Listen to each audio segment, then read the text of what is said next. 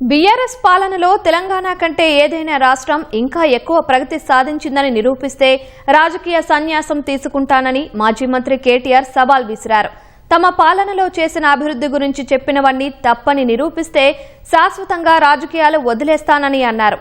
Meet the press కార్యక్రమంలో పాల్గొన్న కేటీఆర్ ఈ మేరకు వ్యాఖ్యలు చేశారు. గులాబీ పార్టీ పాలనలోనే రాష్ట్రం సుభిక్షంగా ఉందని స్పష్టం చేశారు. ఎన్నికల్లో ఓడిపోయినందుకు బాధ లేదు కానీ తెలంగాణ వ్యతిరేకులు పదవిలో కూర్చోవడమే బాధాకరంగా ఉందని పేర్కొన్నారు.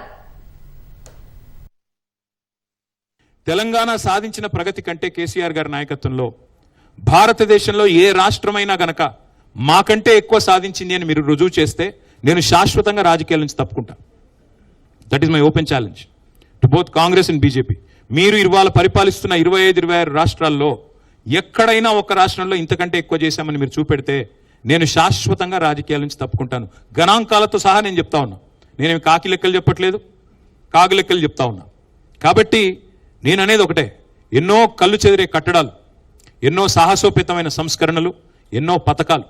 ఒక మాటలో చెప్పాలి, తెలంగాణ ఏం చేసింది 10 ఏళ్ళు కేసీఆర్ గారి నాయకత్వంలో అంటే ఒక సమగ్ర, సమీకృత, సమతుల్య, బ్యాలెన్స్డ్, ఇంటిగ్రేటెడ్ అండ్ హోలిస్టిక్ అప్రోచ్తో అన్ని వర్గాలను కలిపి నడిపింది తెలంగాణ. ఎన్ని ప్రచారాలు చేసినా, ఎన్ని రకాల దుర్మార్గమైన కార్యక్రమాలు మా మీద చేసినా అవన్నీ పట్టించుకోకుండా తదేక దీక్షతో ముందుకు పోయాం. కానీ మేము మమకారంతో పనిచేసుకుంటూ పోతే అహంకారం అని ముద్రేశారు మా మీద. కేసీఆర్ గారి కుటుంబం మాత్రమే బాగుపడ్డదన్నారు. మొత్తం 4 కోట్ల ప్రజలు నా కుటుంబం అని చెప్పి కేసీఆర్ గారు భావిస్తే ఆ 4 కోసమే తెలంగాణ వచ్చిందా అని చెప్పి విష ప్రచారం చేశారు. పర్వాలేదు, అధికారం ఎవరికి శాశ్వతం కాదు. అధికారంలో శాశ్వతంగా ఉంటామని ఎవరైనా అనుకుంటే వాళ్ళు మూర్ఖులు.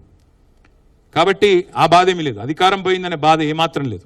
బాధ ఎక్కడ అనిపిస్తుందంటే, ఇంత కష్టపడి సాధించిన రాష్ట్రం, ఇన్ని త్యాగాలతో ఏర్పడ్డ రాష్ట్రానికి ఇవాళ ఒక తెలంగాణ ద్రోహి ముఖ్యమంత్రిగా ఉన్నారు. తెలంగాణ వాదుల మీదకి తుపాకీ తీసుకుపోయిన వ్యక్తిని కాంగ్రెస్ మన నెత్తిన రుద్దింది.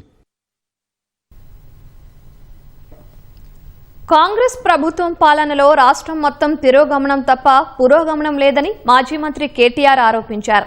6 గ్యారంటీలని హామీలిచ్చి ప్రజలను నిండా ముంచారని విమర్శించారు. ఏడవాలో నవ్వాలో తెలవట్లేదు. 100 రోజులు 6 గ్యారంటీలని పనికిమాలిన ప్రచారాలు చేసిందే మీరు.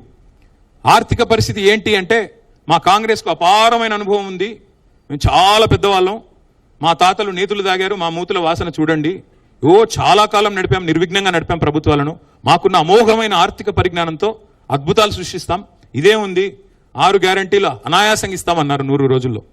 ఇవాళ ముఖ్యమంత్రి గారు ఏమంటున్నారు, 100 రోజులు ఏమైందయ్యా అంటే, ఎంత కండలు తిరిగిన పైల్వానైనా 3 నెలల్లో పిల్లలు పుట్టిస్తాడా? సరే, 3 నెలల్లో పిల్లలు పుట్టరు స్వామి, మాకు తెలుసు. కానీ 30 నెలల్లో పుట్టకపోతే ఏమనాలి మిమ్మల్ని? ఇవాళ ఎంత దరిద్రమైన పరిస్థితి అంటే, తెలంగాణలో వడ్డించిన విస్తరిలాగా బంగారు పల్లెల్లో పెట్టి అప్పచెప్పాం మీకు రాష్ట్రాన్ని. ఆ రోజు బ్రహ్మాండంగా కేసీఆర్ గారు ఉన్నప్పుడు కరోనా వచ్చినా రైతు బంధు ఆగలేదు, కళ్యాణ లక్ష్మి ఆగలేదు, కేసీఆర్ కిట్ ఆగలేదే. మరి ఇవాళ మీ పాలనలో నేను అడుగుతా ఉన్నా, ఏ ఒక్క పథకం పెట్టలేదు కొత్తది. వెనకటికి ఎవడో మొహం బాలేక అద్దం బగలు కొట్టుకున్నాడంట. అట్లా ఈయన కూడా పరిపాలన చేత కాదు, కప్పం కట్టడం ఒక్కటి తెలుసు, ధాన్యం సంచులు కొని తెలివి లేదు, ధనం సంచులు ఢిల్లీకి మోసేది తెలుసు. అందుకే ఇవాళ ఏం చేస్తున్నాడు? ఏమీ లేదు. తెల్లారు లేస్తే కేసీఆర్ నామస్మరణ. 2.5 ఏళ్ల నుంచి ఎక్కడ బాలల దినోత్సవానికి పోయినా అక్కడ కేసీఆర్ నామస్మరణే, స్వాతంత్ర దినోత్సవానికి పోతే కేసీఆర్ నామస్మరణే. తప్ప నువ్వు చేసింది ఏముంది 2.5 ఏళ్ళు? మొత్తం తిరోగమనమే తప్ప పురోగమనం ఎక్కడిది?